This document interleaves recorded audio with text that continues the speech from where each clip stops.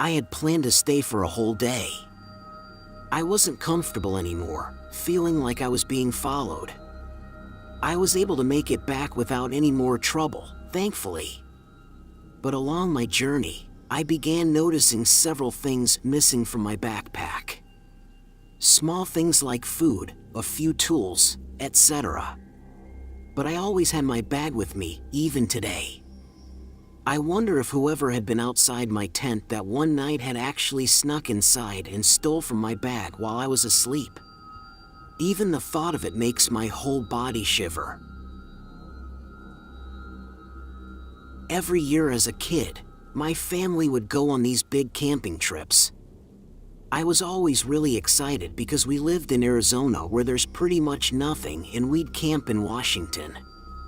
Seeing trees and grass was my favorite part, but I also got to see all my cousins, and even though we only saw each other a couple times a year, we were really close. My favorite cousin, who was more like a brother to me, was Luis. He was a year older than me, and we were inseparable when together. Because of what happened, we became even closer after that camping trip. I think it took us both a while to understand what really went on and what more could have happened to us. It started when we had been there for 2 days already. Most of our family was either in the lake or by the campfire talking. Luis didn't like to swim, so we decided to play in the woods instead. We played a version of tag called Bandit. We'd switch off being the cop and chase the other one who was the bandit until we'd catch them. We would play for hours, but in the woods it's easy to just keep running and not know where you're going. We tried our best to stay within viewing distance, but when Luis started chasing me with a huge stick, I guess my adrenaline kicked into hyperspeed. I don't know how long I ran for, but eventually I ended up at an old-looking trailer.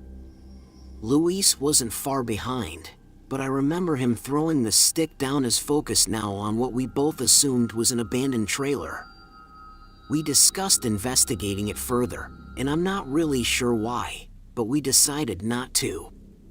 We started walking back, but we didn't really know where we were going. Probably about 10 minutes into our walk, we saw a couple coming towards us, pushing a shopping cart full of stuff. The woman approaches us and is really nice while the man stayed back.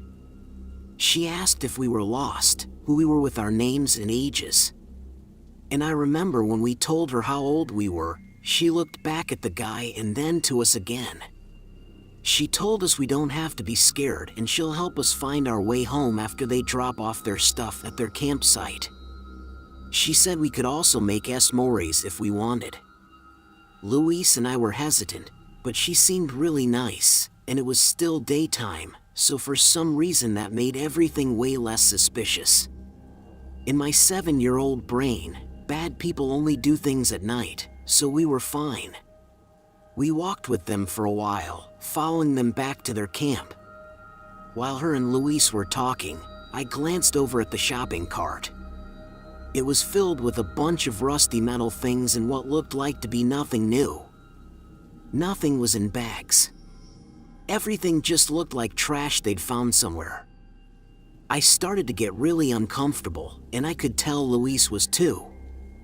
Every time I'd look over at the guy, he was never smiling, and sometimes he'd be staring at me with a blank stare.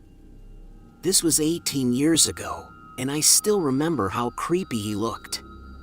We walked a bit further until the trailer came back into view and the woman grabbed Luis and mine's hand and asked if we were excited for s'mores.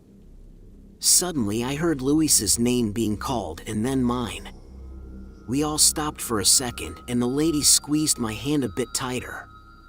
She asked something to the guy along the lines of what they should do. He responded, but I don't remember what he said. The lady started to turn us toward the trailer. While holding us tighter and tighter, she started to speed up as well. Into sort of a fast walk, I looked back and saw my sister through the trees. Without hesitation, I yelled her name and the lady immediately let go of my hand. Luis and I ran to her. As she made her way towards us, my sister yelled to the others that she'd found us. My mom